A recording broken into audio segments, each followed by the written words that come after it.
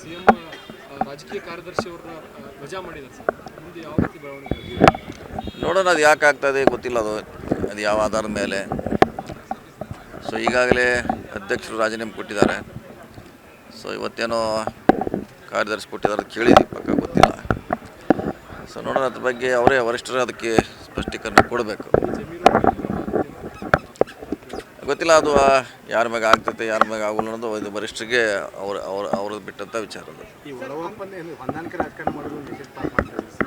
ಯಾವುದು ಚುನಾವಣೆ ಸಂದರ್ಭದಲ್ಲಿ ಪಕ್ಷ ವಿರೋಧ ಚಟುವಟಿಕೆ ಮಾಡುವಂಥವ್ರಿಗೆ ಹೊಂದಾಣಿಕೆ ರಾಜಕಾರಣ ನೋಡೋಣ, ಯಾವ ಕಾರಣದಿಂದ ಅದನ್ನು ಕೇಳ್ತಾ ಗೊತ್ತಿಲ್ಲ.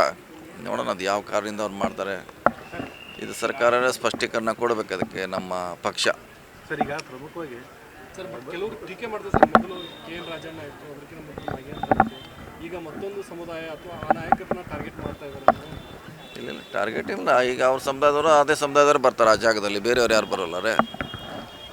ಈಗ ರಾಜೀನಾಮೆ ಕೊಟ್ಟಾರ ಅಬ್ದುಲ್ ಜಬ್ಬಾರ್, ಅವ್ರ ಜಾಗದಲ್ಲಿ ಮುಸ್ಲಿಮ ಬರ್ತಾರೆ, ಮತ್ತು ಬೇರೆಯವ್ರು ಬರೋಲ್ಲ.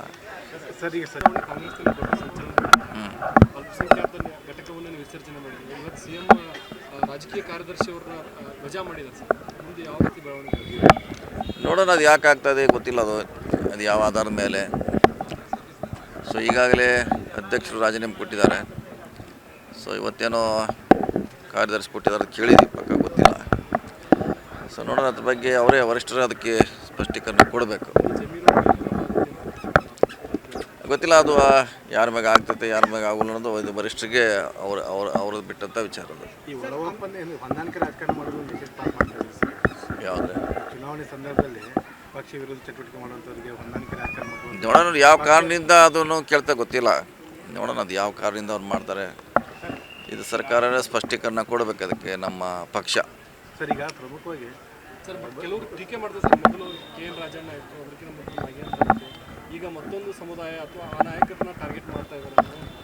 ಇಲ್ಲ, ಟಾರ್ಗೆಟ್ ಇಲ್ಲ. ಈಗ ಅವ್ರ ಸಮುದಾಯದವರು ಅದೇ ಸಮುದಾಯದವರು ಬರ್ತಾರೆ ಆ ಜಾಗದಲ್ಲಿ, ಬೇರೆಯವ್ರು ಯಾರು ಬರೋಲ್ಲರೇ. ಈಗ ರಾಜೀನಾಮೆ ಕೊಟ್ಟಾರ ಅಬ್ದುಲ್ ಜಬ್ಬಾರ್, ಅವ್ರ ಜಾಗದಲ್ಲಿ ಮುಸ್ಲಿಮ ಬರ್ತಾರೆ, ಮತ್ತು ಬೇರೆಯವ್ರು ಬರೋಲ್ಲ. ಸರ್, ಈಗ